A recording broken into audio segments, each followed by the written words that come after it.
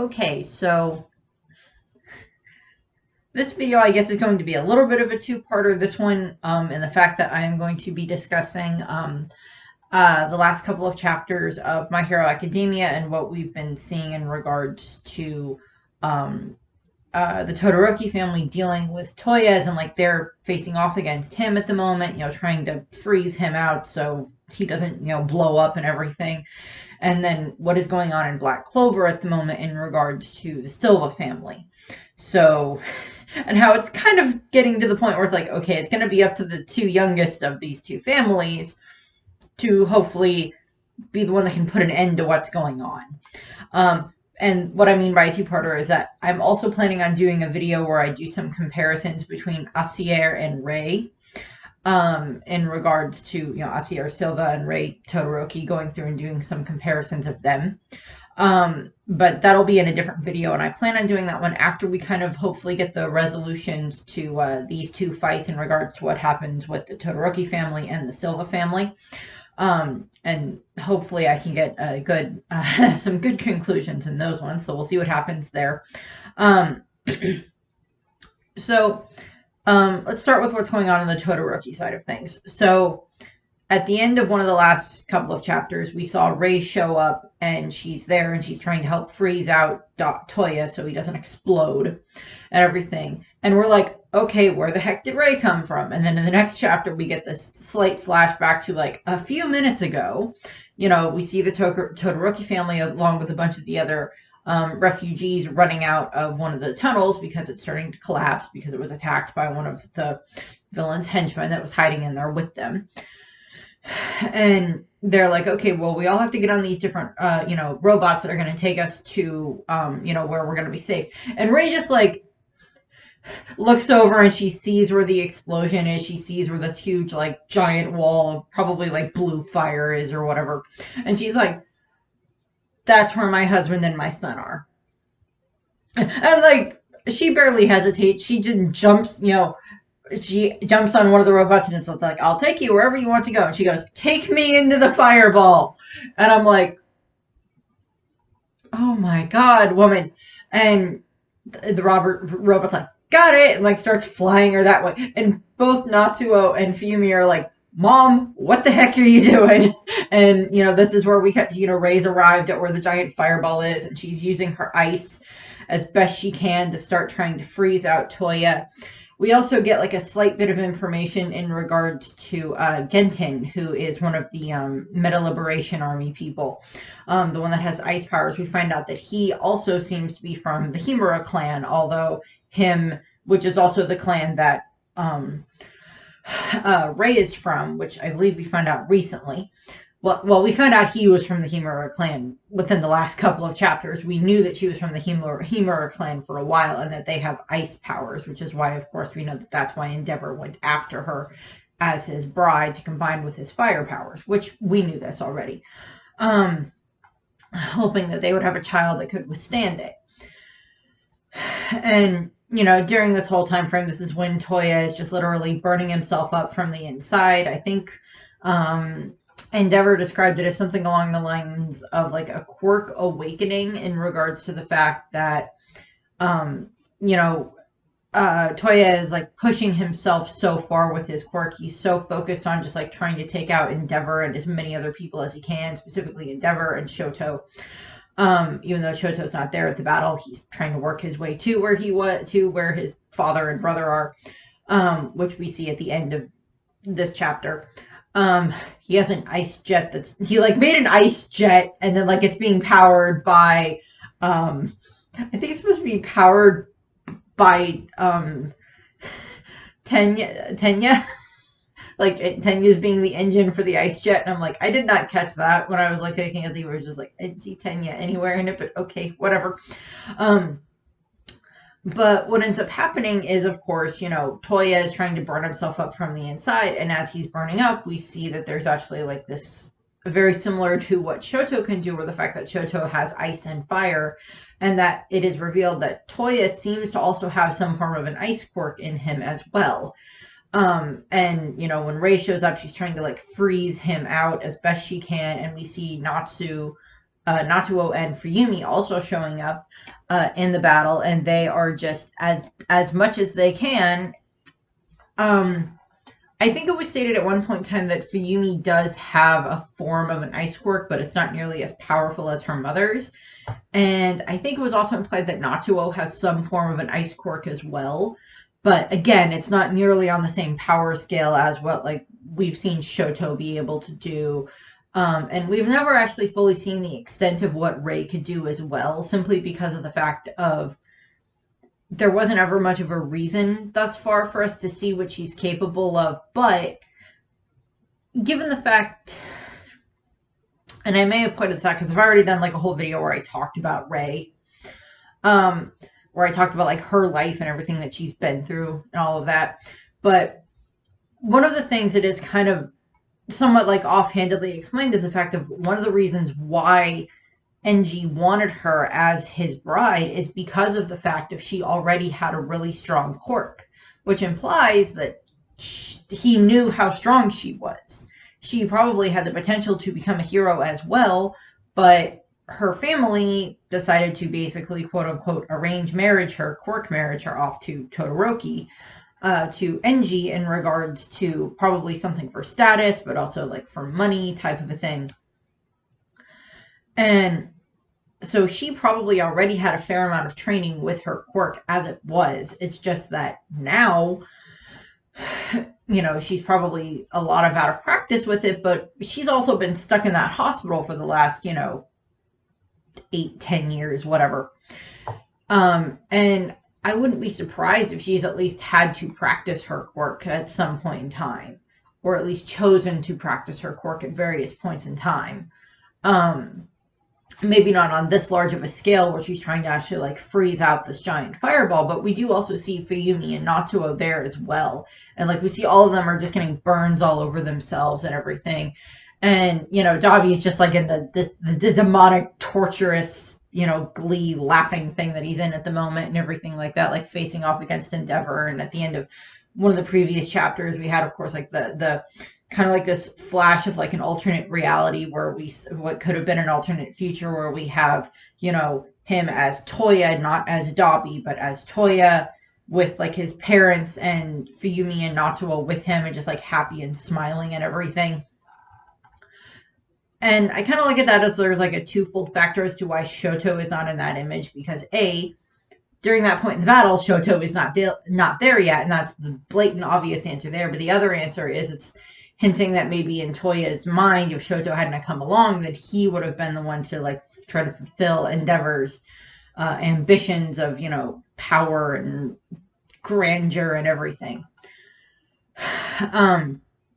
But it's also just probably more the surface answer of, well, Shoto's not there yet, so maybe we'll get something else in that regard. But, we see it that, Toya is just like, everybody's focusing on me. Everybody's watching me. Is this what it's like? Is this, all that it should have been or all that it could have been with everybody, with all of my family focusing on me as opposed to like focusing on Toya or on Shoto and stuff like that. And, and he's like, why didn't this happen sooner? Why couldn't I have had your approval, your interest, sooner, father, mother, and like we got some additional flashbacks in one of the previous chapters where we kind of saw some stuff from Fuyumi and Natsuo's point of view when it came to Toya. And yes, we know that Natsuo holds a bunch of resentment against Endeavor for, the fact that like Toya, quote unquote, died / we know now left. Okay, so we kind of found out that it wasn't that he necessarily left. He went to the mountain, and then the entire thing caught on fire. And then, unfortunately, it still caused a lot of issues for himself. And then he got taken by Garaki or whoever doctor was working alongside All for One at the time, and took him and then, fixed him. And then he was like in a coma for a while or whatever before he eventually woke up. And we saw that with a whole bunch of the other children in one of the more recent flashbacks that we got with Dabi that I think came up during his fight with Shoto, that they had during this final war. Which, again, we're not at that in the anime yet, so we'll see how the anime handles some of that. But of course, we're seeing that just, Toya is just, he's burning himself up from the inside. And then he also seems to have like this ice core in the middle of him or something like that. But we're just seeing these moments where, like, um, all of these different, all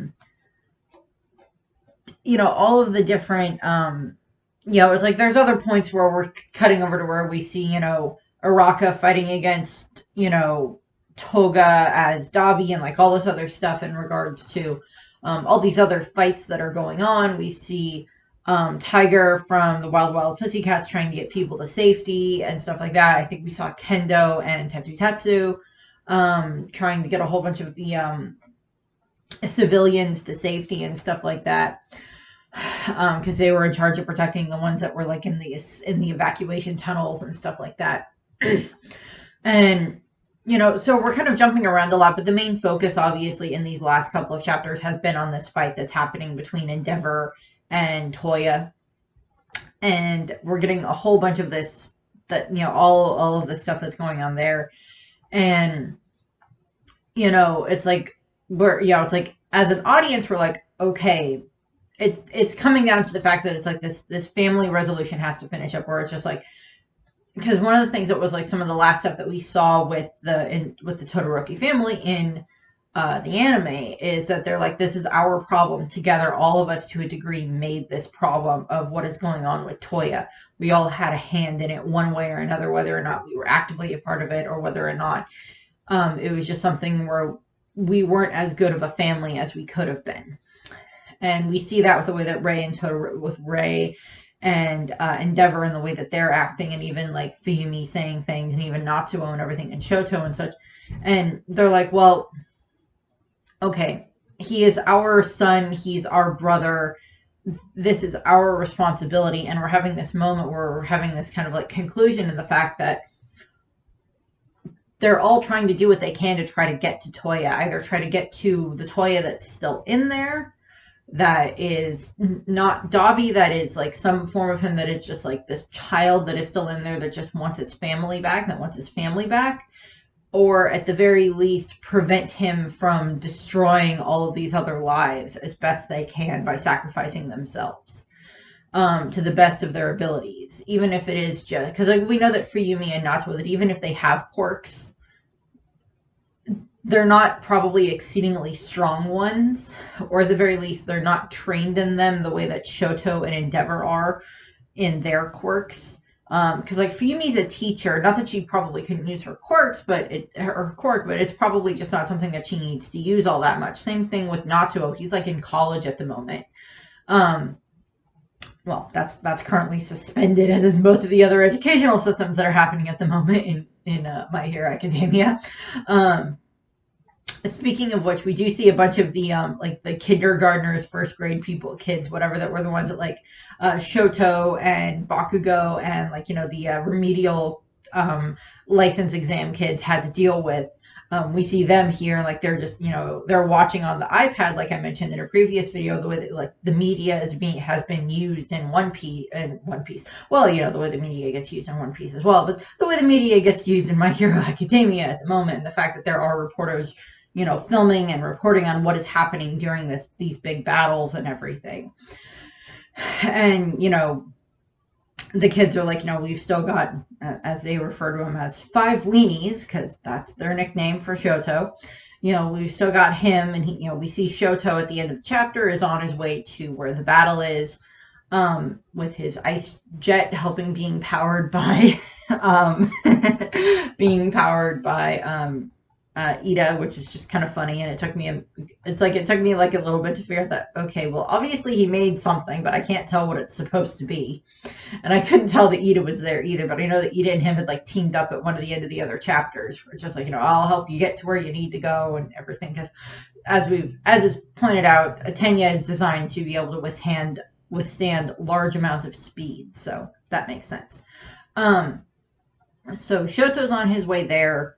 I don't really know exactly what I think is going to happen. It's going to end up involving probably a lot of crying and a lot of us going, please God, don't die, in regards to like Shoto. And I'm quite certain that We know that like Endeavor's also like trying to like compress a bunch of Dobby's fire down so that way it doesn't like explode any further.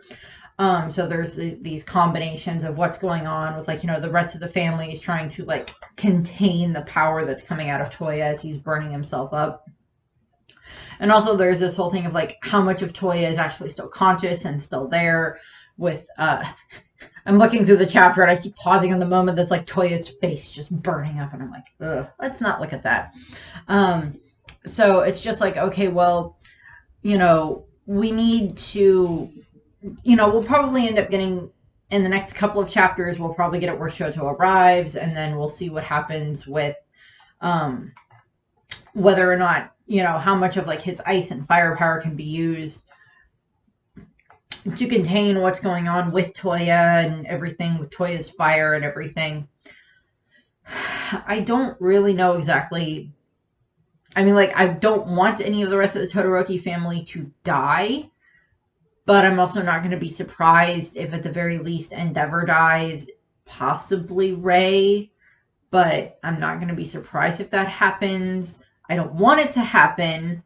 I want Ray to get to, like, have the rest of her life that she can have with her children, although I'm quite certain that all of them are going to end up with, like, a bunch of different, like, scars and burn marks and stuff like that that can't really be healed, even by Recovery Girl. Although, admittedly, they could just have, Eri, you know, like, rewind their bodies to, you know, fix all of those scars and everything like that. They probably could do that.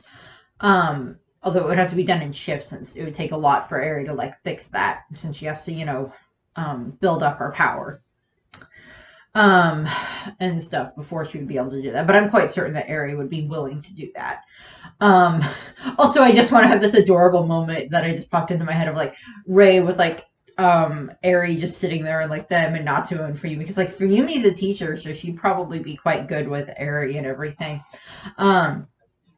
But, you know, so there's that. But, so, there's a lot that's going on with that, and I don't know exactly what else to say for that one. So let's move over to what I think is going to be going on in what's my opinion of what's going on right now in Black Clover. So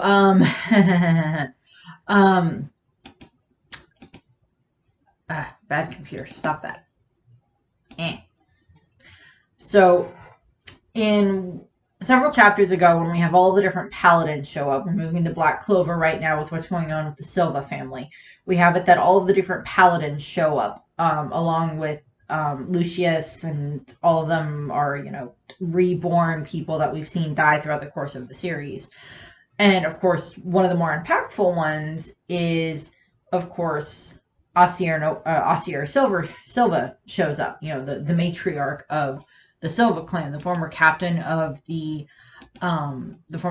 Silver Eagles, mother of Nozel and Solid and Nebra and Noelle. And we see her show up. We've seen her in flashbacks before. We've seen her kind of finally allowing, you know, her spirit finally allowed to rest after everything that happened with Musafirbio, whatever the other demon was that had caused the curse mark on her soul and everything like that had happened there with Vanica. Don't remember the name of that demon. Sorry. But what ends up happening is, of course, you know, we saw her show up and she's just like scolding her children and everything. And she's like, well, you know, she's like going between scolding and then also just like, you know, well, why don't you just join us and you can all be reborn and we'll be all happy and everything like that.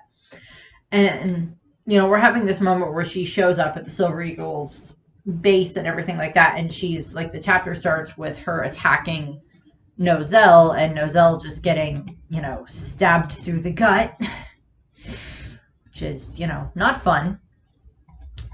And she's just like, you know, so this is what has become of the Silver Eagle since I have left. It's, you know, it's fallen so far and everything like that. And we see Nebra, who is, of course, the other daughter.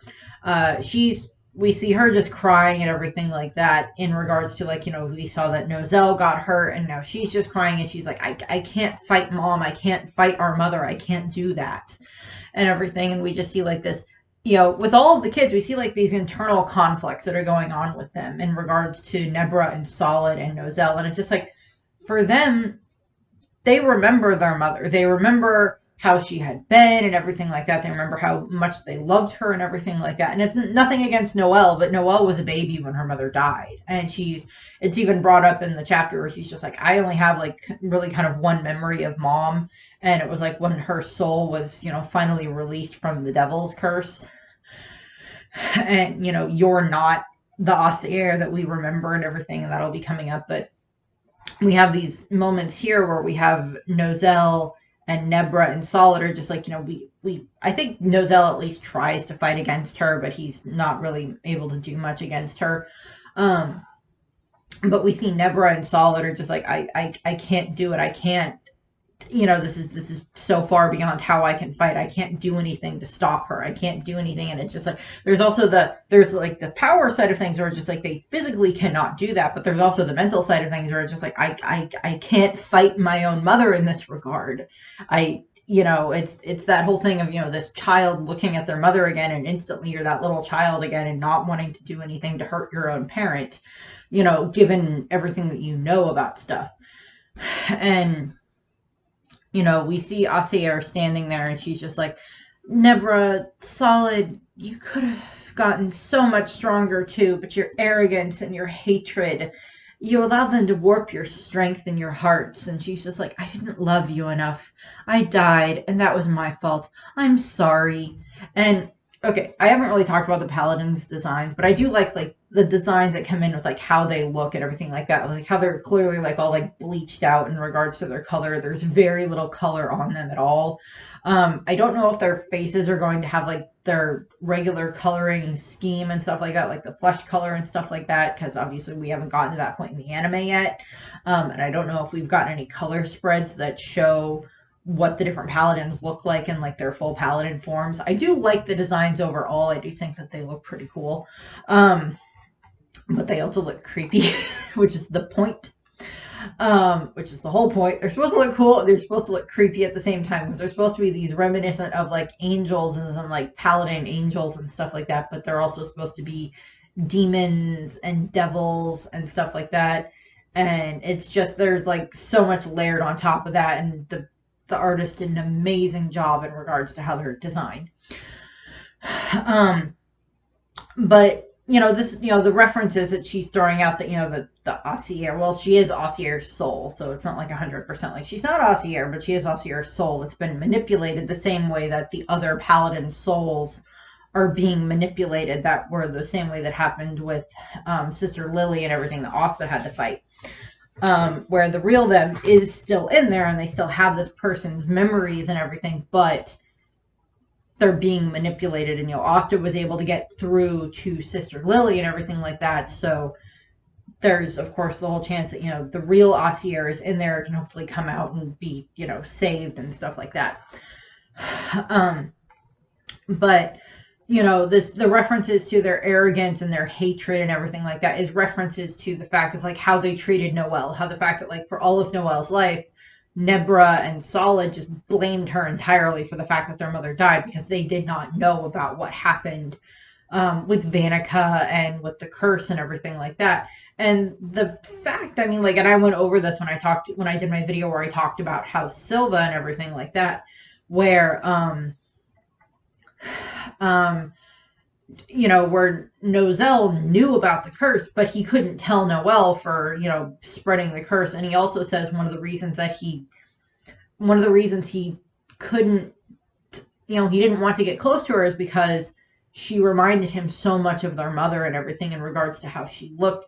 Because Noelle looks different from her siblings in the fact that, like, Noelle, like, their mother had, like, this long, you know, silverish white hair and everything like that. The other three do have, like, the long silverish white hair, but all of them are much more on the shorter side for the most part. Much more stylized and everything, particularly with Nozel with a weird braid in the front of his face, which I still can't get over. I still find that weird. But we have these moments where it is like, we've seen all these different flashbacks of like how horrible Nozel and Nebra were to Noelle and just how much they, you know, abused her in regards to, you know, treating her horribly, looking down on her, saying she wasn't worthy, different things like that. Nozel with, or not Nozel, Solid with, taking away her toys and ruining them and then giving them back to her and everything like that. And we see some flashbacks of that throughout the course of this. And in Solid's mind, we of course have these things where he's just like, I tried to be strong. I was supposed to get stronger, but my pride has been torn to shreds and everything like that, and I grew so desperate. But what if it was all for nothing? It's like as strong as they got, and it's like Nozel and Nebra or Nebra and Solid. It's not that they're weak by any means. I mean, like they're really bad siblings in regards to how they treated Noelle, but they're not weak by any means. But we've also seen during the battles that happened earlier on in the story where we saw like when Noelle went into her, Valkyrie form for the first time, and like her, her siblings were there and they witnessed that and everything, and like they remember what their mother's, armored Valkyrie dress looked like and everything. They're like, that's the same as mother's and everything. And, how they're just like befuddled as to why Noelle is able to have that amount of power, even though they're so much older and stronger, more experienced type of thing. They're like, why does Noelle get this type of stuff? And they still can't bring themselves to just admit the fact that, yes, Noelle is strong. Get the heck over it. And, we see, the Austere Paladin is just like, but, even if you weren't strong and everything like that, I still love you all. And, eventually in, this equal and peaceful world that Lucius will create, we can be reborn together and we can start over and be together and everything. And Solid is like straight up like thinking about that. Like, is that what I want? Do I want that chance? Do I want to have the chance to have this other life where I can have this other second chance with my mother and my siblings and everything? And I mean, that's the thing, is like, that's part of the mind game of what, Lucius is trying to show them and everything, with like these paladins, showing them that are, people that they've lost in the past. And it's like, how are you, it's part of that mind game that's being played on them in regards to against the Clover Kingdom and the Spade Kingdom and the Heart Kingdom and the Diamond Kingdom and everything like that. It's this twisted thing of like, oh, I'm going to take your loved ones or your former comrades that you've lost and I'm going to turn them into my paladins. Therefore, it'll be much harder for you to want to fight against them. But it also be like this mind game that you're going to have to play with yourself, where it's just like, I'm going to specifically send, like they have someone else that's fighting against against the Crimson Lions and everything like that. There's someone else over there, but they don't have like this huge emotional connection to them. But there's still emotional things going on in that battle. But in this case, it's, it's Asier was, went to the Silver Eagles, where she used to be the captain, so a lot of these people know who she used to be. And then also it's, 3 of her children are part of this, are part of this squad and everything. And her son, her oldest son is the current captain of the squad and everything. And then, it's, this whole thing where it's just like, it's just like they're not going to want to fight against their own mother. And, it's this whole mind game thing that I gotta hand it to Lucius for. He's got a good plan in that regard. He's a horrible person, but he's got a good plan. And that's part of the scary things when it comes to certain villains, is like, villains that are bad and have bad plans, like, they're not as threatening. Villains that are scary and they come up with really good plans that will, like, emotionally manipulate you so you either don't want to fight or you can't fight, are sometimes far worse than the ones that will like strap you down and take your powers away from you, but you still have your motivation.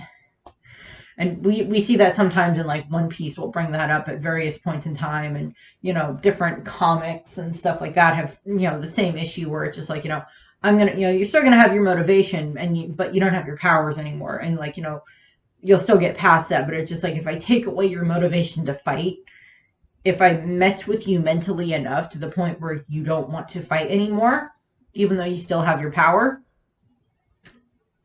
that's a lot worse. of what you can do to someone, in my opinion.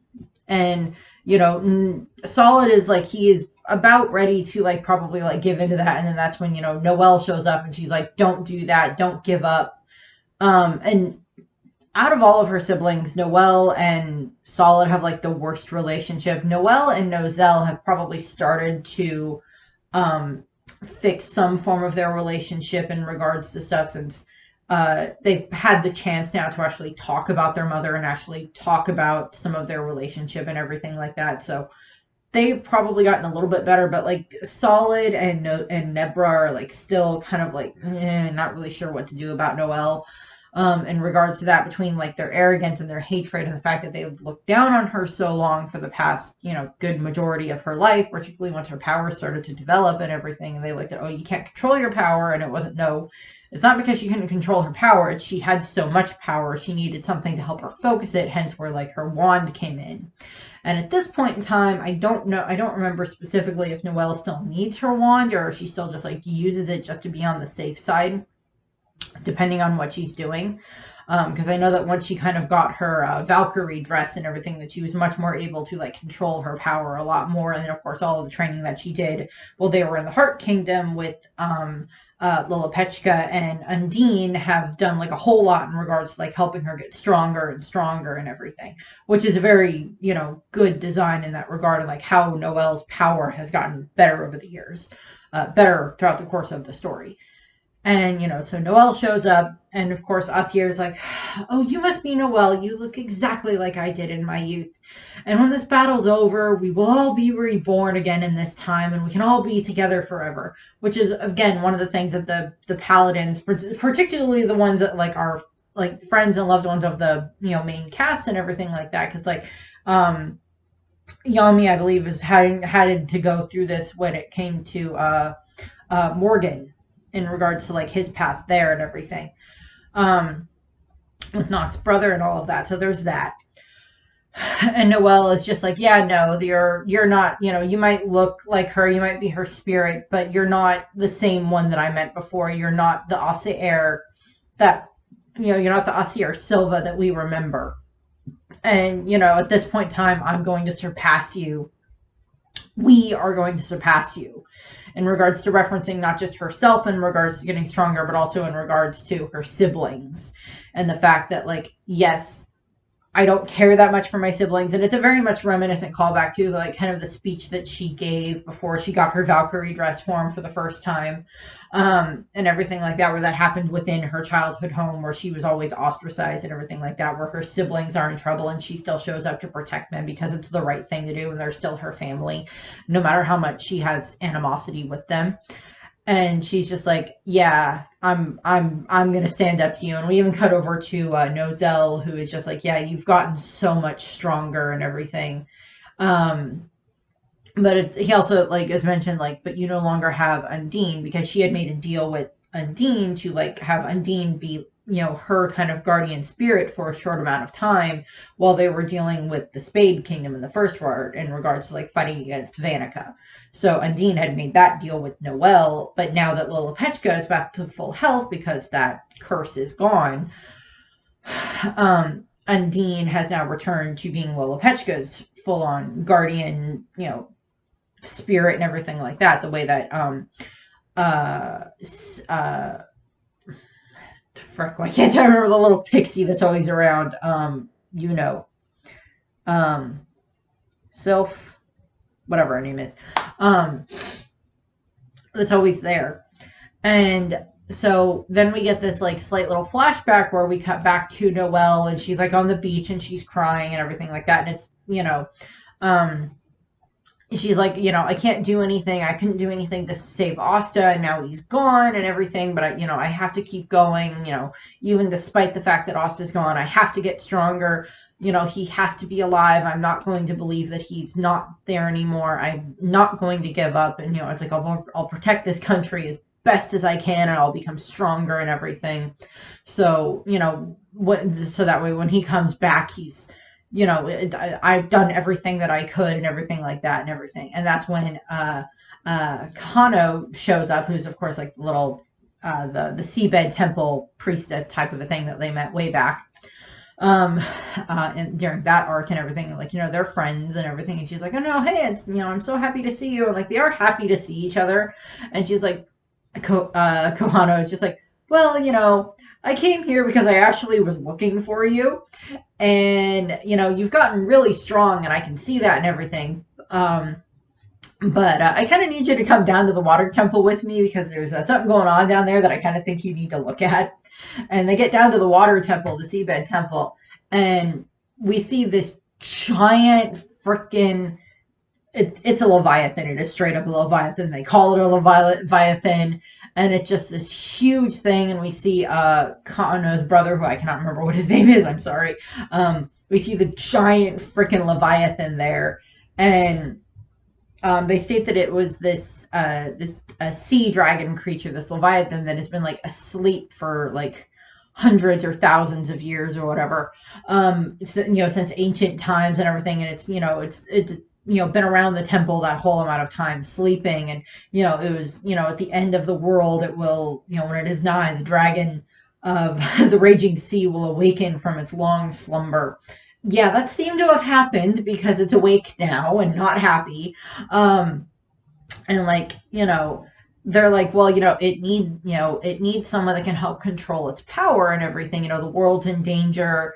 He needs a strong contractor is what it's saying. It's like, it's this very broken speech, when world in danger, I become berserk. That's why strong contractor I require.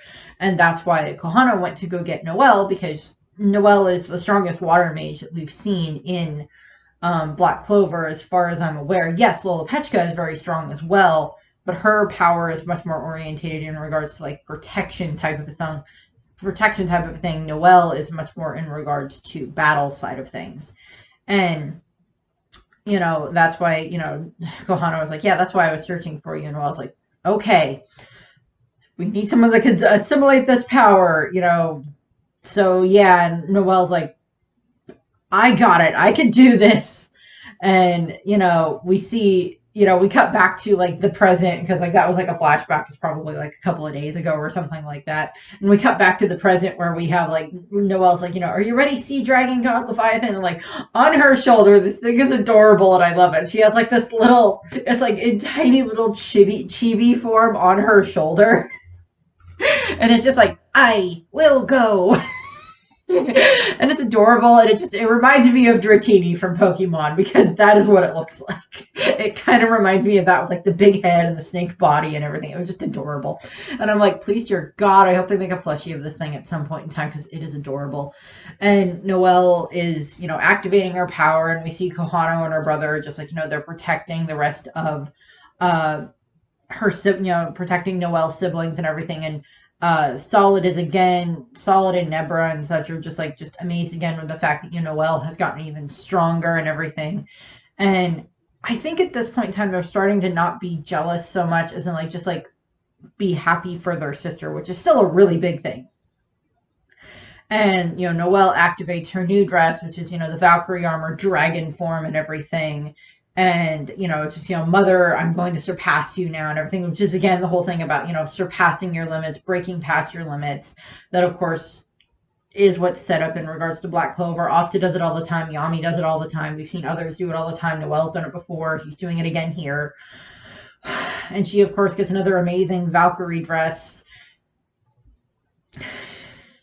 And the Asier is just like, you've gotten so strong and I'm so proud of you and everything. And at the beginning of the next chapter, we do see, that they're starting to fight and everything. And even Lucius, I think, is narrating parts of the chapter, is just she's gotten so much stronger than I anticipated and all of that. So, there's so much that is going on in regards to, in regards to what Noelle is going through, what Shoto is going through, the fact that these are both two families dealing with this other member of their family that is not fully in control of what they are doing anymore. That is Dabi, Toya is Dabi, that has just gone through this so far down, the one rabbit hole. And then over here we have Acier that is being manipulated by Lucius and is, again, not in her right mind, as none of the paladins are in the right mind, because they've all been manipulated into being this. They were not, some of them probably agreed to this, but like a lot of them probably did not. Like, I don't think Acier's soul actually agreed to this. Sister Lily did not agree to this type of a thing that they were put into. So there's a lot that goes into that, but I wanted to do a video where I kind of talk about those two and how they had those things and how they're very similar in regards to what's going on at the moment. In regards to what we're seeing in some of these shonen chapters and stuff like that at the moment. So that's what I have. I thank you for watching. Next week there'll probably be a One Piece video, more One Piece videos, and then probably once we get kind of the resolution to what's going on with these two fights, I'll probably do like another video in regards to like what I think of those at the end of those, and then of course the video where I compare Acier and Ray, because there's actually a fair amount of comparisons there to a degree, compare and contrast between the two of them. So that's what I have. I thank you for watching, and I hope you have a nice rest of your day. Bye.